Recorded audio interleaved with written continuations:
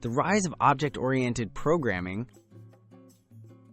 The object-oriented programming, or OOP, emerged in the 1960s and 1970s as a new way to structure software. Unlike previous methods that focused on procedures and functions, OOP centered on organizing code around objects, bundles of data and methods, which made programs easier to understand and maintain. Smalltalk and early innovations. Smalltalk, developed at Xerox PARC in the 1970s, became one of the first major object-oriented languages.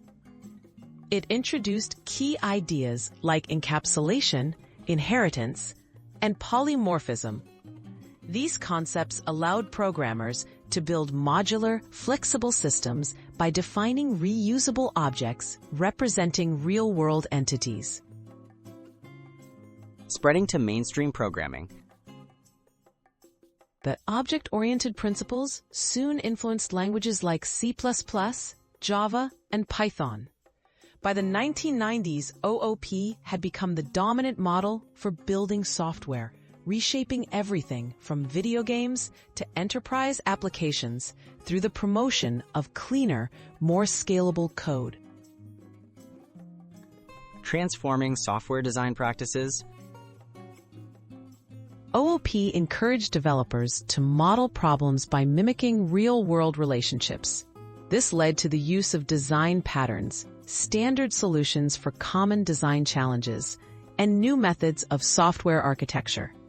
Teams could now collaborate more efficiently using modular codebases, fostering innovation and agility. Lasting impact on modern programming.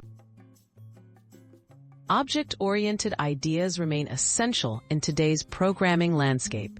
Even as new paradigms emerge, OOP principles shape the design of popular frameworks, tools, and languages. The legacy of OOP continues to influence how developers create reliable, maintainable, and powerful software.